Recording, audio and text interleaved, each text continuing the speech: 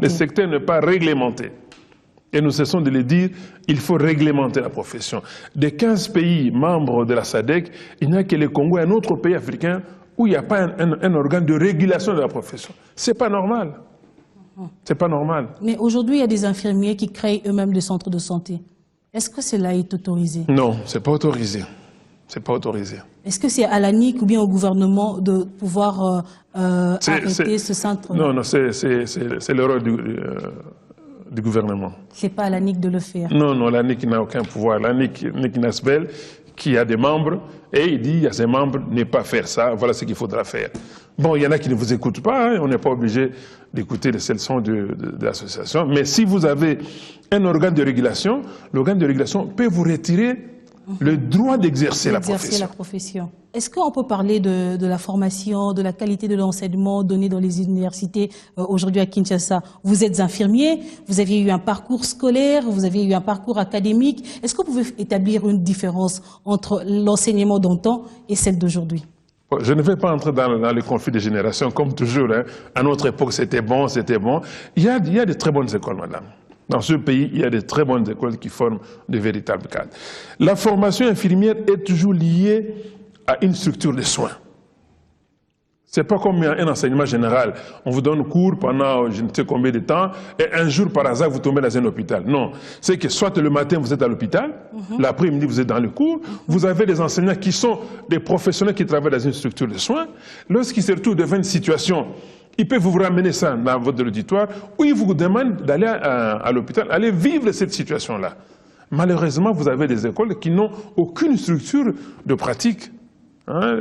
Quelqu'un qui termine ses études infirmières, il n'a jamais fait son stage dans un hôpital général de référence où on retrouve tous les services. Il a été dans les centres de santé, dans les polycliniques, dans les dispensaires. Qu'est-ce qu'il a appris là-bas? Et finalement, elle reste engagée dans ce dispensaire et continue à donner des soins à la population. Est-ce qu'il y a et encore, il faut savoir s'il a réellement terminé. Mais aujourd'hui, la plupart des compatriotes, je peux le dire, partent vite dans un centre de santé que dans un hôpital de référence. Et vite, ce sont les personnes qui nous soignent, ce sont les infirmiers. Bon, je ne fais pas l'avocat des infirmiers, mais je me dis toujours, dans toutes ces... D'ailleurs, on les appelle les ligablos des soins. C'est vraiment péjoratif parce que très souvent, ce ne sont pas des personnes formées qui travaillent là-bas. On préfère des gens qu'on appelle les praticiens. À force d'être là, bon, il sait comment piquer, il sait bien parler. Il vous prescrit autant un petit papier, il vous écrit une ordonnance, il ne met pas son nom. Bon, vous êtes malade, vous n'avez pas trop de choix, il apparaît comme il connaît la matière. Malheureusement, les jours où il y a un véritable contrôle, on découvrira qu'il y a très peu qui sont professionnels là-dedans. On dit que le manque de professionnalisme de certains infirmiers serait aussi à la base du taux élevé de mortalité en RDC. Qu'est-ce que vous en pensez? Eh bien, les causes de la mortalité dans ce pays sont connues. Ce n'est pas la responsabilité d'une catégorie, c'est le système dans son ensemble qui est responsable. Manque de professionnalisme, beaucoup d'erreurs professionnelles et pourrait conduire aussi à la mort de certains patients. Bon, une erreur peut conduire à la mort, mais ce n'est pas imputable seulement à l'infirmier.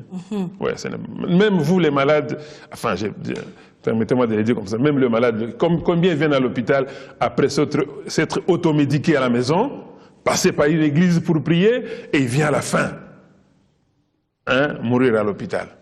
Puisque vous parlez de l'automédication, est-ce que l'infirmier ou l'infirmière a le droit de prescrire une ordonnance à légalement non.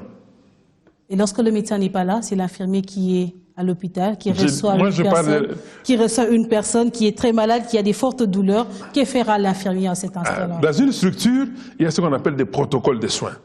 Il est dit, lorsque les personnes se présentent avec de tels symptômes, voilà les gestes que vous pouvez déjà poser en attendant l'arrivée d'eux ou d'eux. Il y a des gestes qui sont permis de le faire, mais dans aucune législation, il n'est permis de prescrire des médicaments à des malades. On peut parler de l'INPS, Institut national pilote de sciences infirmières, qui vient d'être rénové il y a quelques mois. Est-ce que cette institution reçoit beaucoup de candidats pour apprendre les notions de sciences infirmières? Bon, cette institution ne forme pas seulement les infirmiers, ils forment les assistants en pharmacie, les techniciens d'assainissement, les techniciens des laboratoires médicaux, les accoucheuses. Il y a beaucoup de candidats qui se présentent déjà. Et comme c'est à quelques jours de la rentrée scolaire, il y a beaucoup de candidats déjà. Ils vont passer un concours parce que dans une école infirmière, encore une fois de plus, on n'entre pas comme on veut. On réussit à un concours et c'est alors qu'on est inscrit. Est-ce que le pays peut compter sur les lauréats qui sortiront de cette école? C'est une institution qui remplit toutes les conditions de formation, madame. Toutes les conditions, comme les écoles qui sont en Europe. Voilà. Revenons à l'ANIC, l'Association nationale des infirmiers du Congo, dont vous êtes le président. Est-ce qu'il y a-t-il une collaboration avec les associations étrangères? Oui, nous sommes membres de l'Organisation des infirmiers de l'Afrique australe. Nous sommes membres du Conseil international des infirmiers qui regroupe tous les infirmiers du monde.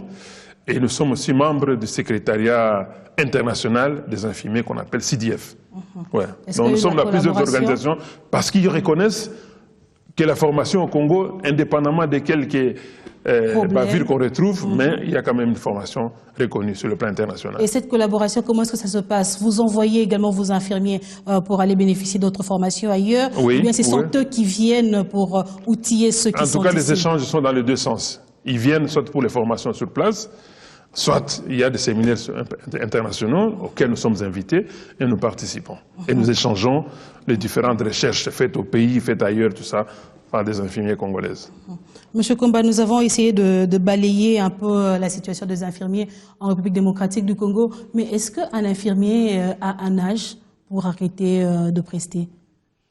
Bon, il y a une législation dans ce pays qui détermine l'âge auquel il faut arrêter le travail. Donc on ne peut pas travailler éternellement. Ouais. Et encore, il n'est pas dit que... Un des grands problèmes que nous avons, madame, c'est que la formation infirmière a été basée seulement sur le modèle belge, formation pour l'hôpital. Or, l'infirmier n'est pas seulement pour l'hôpital. L'infirmier a comme lieu de travail aussi dans la communauté. Faire la promotion de la santé de la communauté, enseigner les règles d'hygiène de la communauté. Malheureusement, la formation était plus basée sur l'hôpital, le malade. Non, et les autres, ceux qui ne sont pas malades. Bien sûr, l'hôpital occupe une très grande place, comme il est dit dans beaucoup de domaines. Il passe plus de gens dans les hôpitaux du monde que dans les églises. Les églises, c'est les dimanches, c'est la semaine, quelques-uns. Mais dans les hôpitaux, les gens sont tous les jours. Alors, l'infirmier qui doit travailler dans un hôpital, madame, il faut lui donner la meilleure formation possible. Il faut le mettre dans les meilleures conditions de travail. Il faut le motiver. Sinon, vous faites des hécatombes. Est-ce que je dois dire que c'est ce qu'il faudrait exactement pour rehausser le niveau des infirmiers en RDC? Ou bien vous pensez qu'il y a encore une panoplie de choses à énumérer pour que le métier des infirmiers puisse vraiment être élevé dans notre pays? Première chose, il faut réglementer la profession. Deuxième chose, il faut mettre le mécanisme de motivation du personnel. La sécurité au lieu du travail. Il ne faut pas que l'infirmier se retrouve seul la nuit, au service de garde, avec 25 malades. Lorsqu'il y a un décès, il doit fermer le pavillon, amener le corps à la morgue, et les autres malades sont abandonnés. Il a une insécurité totale dans ce milieu de travail. Et régler d'autres problèmes. Régler d'autres problèmes, madame. Je parle de l'uniforme de l'infirmier. La loi de ces pays dit que quand on vous engage, l'institution met à votre disposition du matériel de travail, de blouses de travail. Malheureusement, on engage un infirmier, il doit aller vers ce qu'on appelle les rails là, acheter l'uniforme. Nous sommes le seul pays où on vend les uniformes des infirmiers dans la rue, madame. C'est pas normal. L'hôpital est dans l'incapacité, une mauvaise foi des dirigeants des hôpitaux, de mettre du matériel de travail. Le premier matériel de travail, c'est l'uniforme de travail. Vous venez travailler ici, vous n'achetez pas la caméra, vous n'achetez pas les micros. On met à votre disposition ce matériel de travail. Et c'est ce que nous demandons, qu'on mette le matériel du travail à la disposition du personnel, on fera du bon travail. Monsieur Komba Njeko, nous sommes en train de chuter. Est-ce que vous avez un mot à dire à tous les infirmiers qui nous écoutent, à dire à toute la population qui nous écoute par rapport à ce métier noble des infirmiers en République démocratique du Congo? Oui, à toute la communauté, je dirais, c'est pas parce que vous avez été déçu par un infirmier que toute la profession est mauvaise. Il y en a encore de très bons qui rendent de très bons services. Malheureusement, on a difficile à reconnaître le service des autres. Aux infirmiers, je leur dis de s'améliorer dans le travail, de s'améliorer. On ne devient pas riche en devenant infirmier, non. Ce n'est pas une profession où on devient riche, malheureusement c'est ça. Mais on a droit à des privilèges, à des conditions de travail, à des conditions de vie, à des salaires équitables pour le meilleur travail. Et au gouvernement, nous demandons, chers dirigeants du pays, la réglementation de la profession. Nous ne faisons que vous demander ça des jours et des années durant. On ne sait pas qu'est-ce qui bloque pour que les documents de création de l'ordre des infirmiers puissent être signés par les différents responsables. Nous en appelons de tous nos voeux.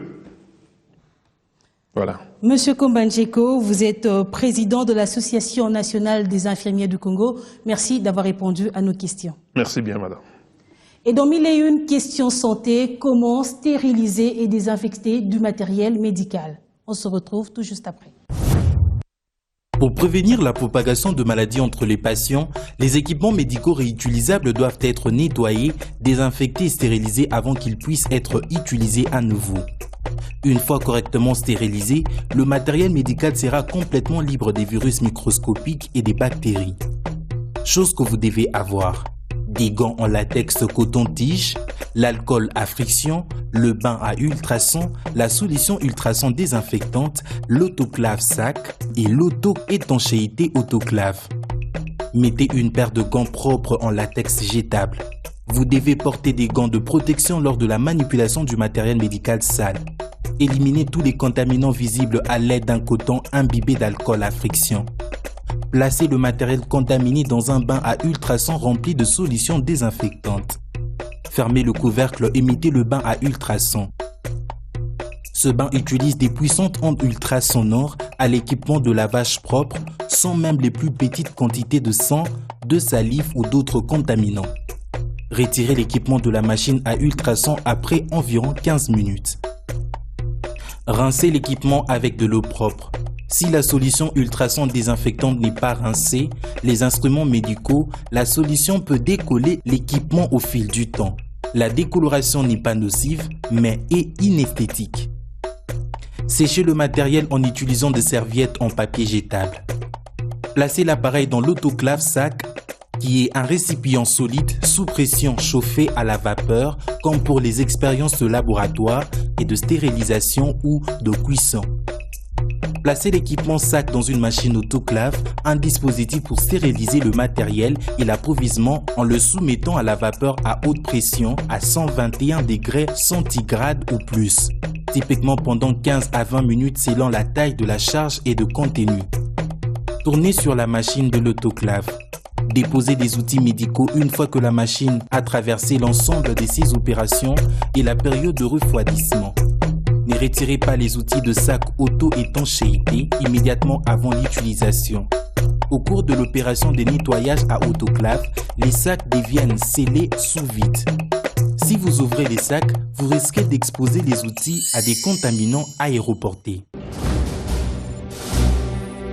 Le numéro de check-up est fini. Mesdames et messieurs, bonne suite de programme sur B1 Télévision.